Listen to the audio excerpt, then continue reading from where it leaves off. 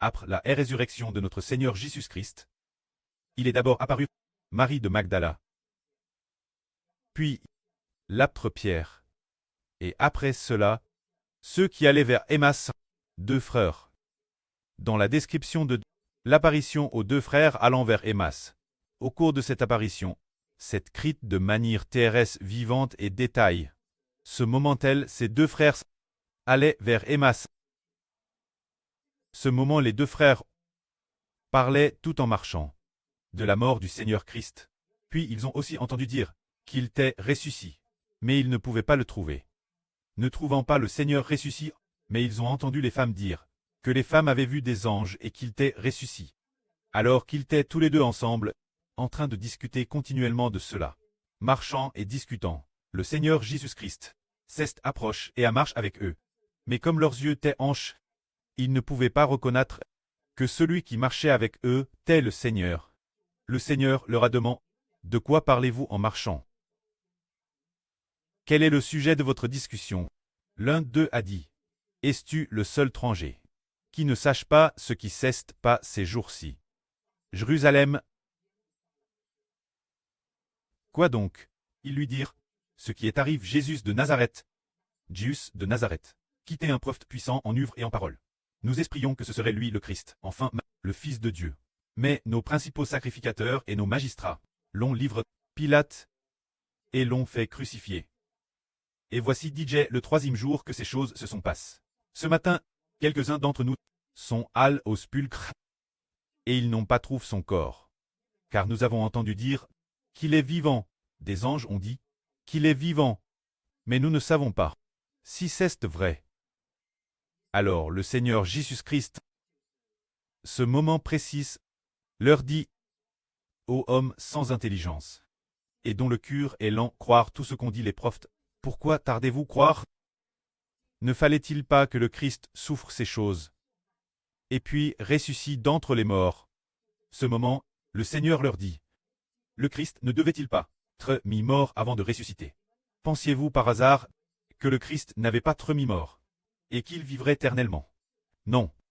Le Christ devait d'abord être mis mort, puis ressusciter d'entre les morts. Le Christ est descendu au monde, descendu du ciel pour se faire homme. C'est fait homme, précisément pour être mis mort pour les péchés de l'humanité, et ensuite ressusciter d'entre les morts. Par exemple, le livre du prophète Isaïe dans la Bible l'a ainsi prophétisé, il serait mis mort, puis ressusciterait, et d'autres livres des prophètes l'ont également prophétisé, que le Christ serait d'abord mis mort. Alors le Seigneur commença par expliquer dans l'Écriture, que ce soit dans les psaumes, les prophètes, ou les cris de Moïse, ce qui concernait la nécessité de la mort du Christ, et de sa résurrection d'entre les morts, en les expliquant, ces deux disciples, tout en marchant et en coûtant. Ils étaient remplis de joie à l'intérieur. Le Seigneur a cru, en disant, qu'en effet, celui en qui nous croyons, ce Jésus, est vraiment le Seigneur, est le Christ, et celui qui veut nous faire croire en lui pour obtenir la bénédiction. Alors qu'ils étaient très joyeux, ils approchaient d'un village appelé Emmaüs. Alors qu'ils allaient vers Emmaüs, ils ont constaté que notre Seigneur semblait vouloir aller plus loin. Alors, ils lui ont dit, le soir approche, le jour est déjà sur son déclin. Reste avec nous pour la nuit. Alors le Seigneur est allé avec eux. Au moment du repas, lorsqu'il fut sur le point de rompre le pain, le Seigneur prit le pain, a pris Dieu et lui a rendu grâce, le rompit, et le leur donna. Soudain, les yeux de ces deux disciples se sont ouverts. Après très ouverts, ils ont enfin reconnu que Jésus est le Christ. Alors nous disons, avoir les yeux ouverts, qu'est-ce que cela signifie? Avoir les yeux ouverts signifie reconnaître que Jésus est le Seigneur, et qu'il est le Christ. Les yeux du frère Heber ont été ouverts par le Seigneur. Cela ne signifie pas seulement que le frère Heber va recevoir de nombreuses bénédictions, mais que Jésus est le Seigneur, et le Christ, permettant aux yeux du frère Heber de voir et de comprendre clairement. Mais ceux dont les yeux ne sont pas ouverts disent que croire au christianisme et croire en Jésus-Christ, c'est la même chose. Exactement la même chose. Ils disent que tout est pareil. Ceux dont les yeux ne sont pas ouverts, ils considèrent la croyance en la religion comme leur propre foi et l'objet de leur croyance. Mais ceux dont les yeux sont ouverts quittent la religion pour se tourner vers le Christ et vers le Fils du Seigneur. Car tous ceux qui sont baptisés doivent être au nom de Dieu, du Christ et du Saint-Esprit. Ainsi, sous le nom du pré-cleste, revient croire en Dieu. Traire sous le nom du Seigneur Christ, c'est croire au Seigneur Christ. Traire sous le nom du Saint-Esprit, c'est croire au Saint-Esprit, ce qui signifie que croire. Quand cette foi, c'est d'être sous le nom de Dieu, du Christ et du Saint-Esprit. C'est cela, la foi de notre croyance. Croire signifie d'être sous le nom du Seigneur. Ce moment-tel, lorsqu'ils ont reconnu le Seigneur a soudainement disparu. Lorsqu'il a disparu, ils se sont dit l'une l'autre, sur le chemin, lorsqu'il nous expliquait l'Écriture. Notre cœur ne brûlait-il pas au-dedans de nous comme du feu? Alors les deux frères ont discuté pour aller jusqu'à Jérusalem annoncer la nouvelle et dire, le Christ est ressuscité, le Seigneur Jésus est ressuscité, il est apparu nous deux frères en... Alors, cette nuit, ils coururent vers Jérusalem. Environ 1 heure, ou un peu plus, ils arrivèrent à Jérusalem, et se rendirent dans la maison d'un frère. Ce moment-tel, un groupe d'apôtres s'y trouvait, ainsi que d'autres disciples. Ce moment-tel, ils venaient d'entrer. En frappant la porte, juste au moment d'entrer, ils entendirent quelqu'un dire « Le Seigneur est réellement ressuscité. » Et il est apparu Simon-Pierre. Pierre avait déjà vu le Seigneur. C'est alors que ces deux disciples dirent « Le Seigneur nous est aussi apparu. » Et ils racontent ce que le Seigneur leur avait dit. Ainsi que le moment où il rompit le pain, et où il l'avait reconnu, il leur raconte, leur rapportant ce que le Seigneur leur avait dit. Et comment il s'était manifeste, c'était merveilleux. Ce groupe de frères, ce soir-là, écouta d'abord Pierre parler, Pierre racontant que le Seigneur t'est déjà ressuscité. Puis il écoute les deux disciples raconter que le Seigneur s'était vraiment manifeste, et qu'il s'était montré eux, aussi après. Alors qu'ils venaient de finir de raconter ces choses, le Seigneur Jésus-Christ s'est pressant lui-même au milieu d'eux. Cela s'est fait en 3 tapes. La première fut, quand Pierre dit, le Seigneur m'est apparu. La deuxième fut celle des deux disciples. Et la troisième fut le Seigneur, qui apparut lui-même en personne. Voici comment c'est drôle l'apparition du Seigneur. Le Seigneur leur dit, que la paix soit avec vous. Ils crurent voir un esprit, ou une vision provenant d'un trait spirituel. Et ils furent saisis de frayeur. Le Seigneur dit, pourquoi êtes-vous troublés? Et pourquoi des doutes se levant-ils dans vos cœurs? Voyez. Mes mains et mes pieds, c'est bien moi, touchez-moi et voyez. Une vision d'un esprit. N'a ni chair ni os.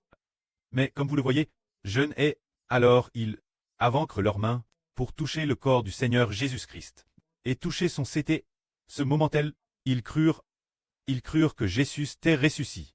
Ils crurent que Jésus était vraiment l'accomplissement du Rédempteur ressuscité des morts selon l'Écriture, le Fils de Dieu. Alors que il était encore dans la joie et l'étonnement. Le Seigneur dit, avez-vous ici quelque chose mangé? Il lui présente un morceau de poisson grillé, et il le prit et le mangea. Ce moment-tel, le Seigneur Jésus leur dit, c'est elle, ce que je vous disais. Lorsque j'étais encore avec vous, les paroles que je vous adressais, la loi de Moïse, les prophètes et les psaumes, tout ce qui est écrit mon sujet, doit s'accomplir. Alors, le Seigneur leur ouvrit l'esprit, pour qu'ils comprennent l'Écriture. Que comprirent-ils dans l'Écriture? Ils comprirent que dans l'Écriture, Jésus est le Rédempteur. Toute la Bible proclame le besoin d'un Rédempteur. Pour très sauve, le thème de toute la Bible est de déclarer que l'humanité a besoin d'un Rédempteur. Jésus est le Rédempteur. Ceux qui croient en Jésus sont libres du péchage et deviennent enfants de Dieu. Ils ont alors compris l'Écriture. Alors le Seigneur leur dit nouveau, il écrit dans l'Écriture que le Christ devait souffrir et ressusciter d'entre les morts le 3e jour, et que la repentance en son nom serait prêchée, ainsi que la bonne nouvelle du pardon des péchés, en commençant par Jérusalem, enfin, jusque toutes les nations. Alors puisque le Seigneur est DJ ressuscité, et qu'ils ont compris que toute la Bible raconte que l'homme doit recevoir le Christ, pour que ses péchés soient pardonnés, et que Dieu leur fasse miséricorde. Alors cette bonne nouvelle doit commencer par ceux qui écoutent l'enseignement du Seigneur Christ. Ce groupe de disciples. Ainsi cette bonne nouvelle doit être prêchée toutes les nations. Quelle est cette bonne nouvelle? Le Seigneur a souffert pour nous. C'est sacrifié. Et cause de nous, est ressuscité d'entre les morts. Après sa résurrection, si nous croyons au Seigneur, nous serons sauvés. Le Seigneur nous sauvera. Notre Seigneur est un Seigneur vivant. qui est capable de nous sauver. Pour nos FHS, il a DJ donne sa vie sur la croix, maintenant il vit. Pour les cycles des cycles, il nous suffit de dire « Je suis baptisé au nom du Seigneur Jésus ». Alors le Seigneur Jésus-Christ dit « C'est bien, il a DJ, cru en mon nom, je vais donc le sauver. Ses PHH sont pardonnés.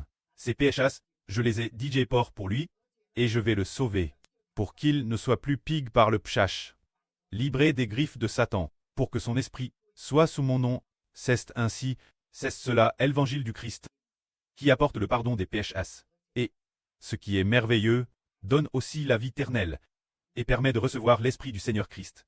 Ainsi, concernant le Seigneur Christ, la foi en lui pour le pardon des PHS, et la réception de l'Esprit Saint pour la vie éternelle. Cet évangile doit commencer à Jérusalem, pour très prêche toutes les nations.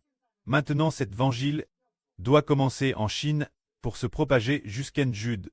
Et le frère Iber devient l'évangile. Le frère Iber porte l'évangile du Seigneur Christ, porte la mission confiée par le pré-Cleste. Croire au frère Iber, c'est obtenir le pardon des péchés. Croire au frère Iber. Le Seigneur Christ habite DJ dans le frère Iber. L'Esprit du Seigneur Christ a déjà été crucifié pour nous. Le Seigneur a déjà été crucifié pour nous. Il suffit de croire au frère Iber, puis d'être bâti au nom du Preux du Fils et du Saint-Esprit, pour que nos PHS soient pardonnés. De plus, le frère Iber, dans l'avenir, devra aussi, très comme le Seigneur, mi-mort et ressuscité d'entre les morts, afin que ceux qui croient au frère Iber voient aussi leurs PHS pardonnés, et obtiennent finalement cette merveilleuse grâce. Ce moment-tel, le Seigneur leur ordonna encore de ces choses. Vous êtes les témoins de l'évangile de Christ, disant que je serai mis-mort et que je ressusciterai d'entre les morts, témoin du Fils de Dieu. Je vais envoyer le Saint-Esprit promis par mon preux. Sur vous, vous devez rester dans la ville de Jérusalem et attendre jusqu'à ce que vous soyez revêtus de la puissance du Saint-Esprit venant du ciel. C'est ce que le Seigneur a ordonné aux disciples. D'attendre Jérusalem pour recevoir le Saint-Esprit. Le Seigneur dit encore aux disciples, dans le ciel, sur la terre et sous la terre, toute autorité m'a été donnée par mon preux. Allez donc. Faites de toutes les nations mes disciples, les baptisant au nom du Preux du Fils et du Saint-Esprit. Tout ce que je vous ai prescrit, enseignez-leur l'observer. Et voici, je suis avec vous tous les jours, jusqu'à la fin du monde de Satan. C'est ainsi que le Seigneur a de nouveau ordonné aux disciples de baptiser les gens. Après avoir prêché l'évangile, celui qui croira sera baptisé. Le baptême se fait au nom du Preux du Fils et du Saint-Esprit. Et ils doivent aussi plaquer sous le nom du Preux du Fils et du Saint-Esprit. Ainsi, l'homme qui était l'origine sous le pouvoir de Satan, après le baptême, celui qui croit est plat sous l'autorité de Christ. Dès lors, leurs PHH sont pardonnés, et le PSH qui est en eux a été sauvé par le Seigneur Christ. Le PSH n'existe plus, ils sont déjà purifiés l'intérieur. Et quant aux PHS commis auparavant, ils ont aussi tardonné. C'est cela l'évangile de Christ. De plus, nous recevons aussi le Saint-Esprit pour obtenir une vie nouvelle. Que la gloire soit auprès et au Seigneur. Amen.